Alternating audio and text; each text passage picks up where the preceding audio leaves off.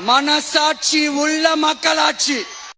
என்னடா இவன் வந்ததுல இருந்து கேள்வியா கேக்குறான், இவன் வந்தா என்ன செய்வான்னு கேக்குறீங்க. அதானே தீர்வை நோக்கி போறதும் தீர்வை காண்றதும் மட்டும்தான் நம்ம டிவிக்கோட லட்சியமே.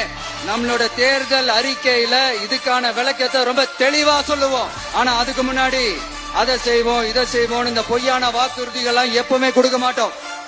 எது நடைக்கு சாத்தியமோ எது உண்மையோ அதை மட்டும்தான் கொடுப்போம். ஆனா அட் த சேம் டைம் மருத்துவம், குடிநீர், ரேஷன், கல்வி, அடிப்படை சாலை வசதி, மின்சாரம், இந்த மாதிரி அடிப்படை விஷயங்கள்ல நோ காம்ப்ரமைஸ்.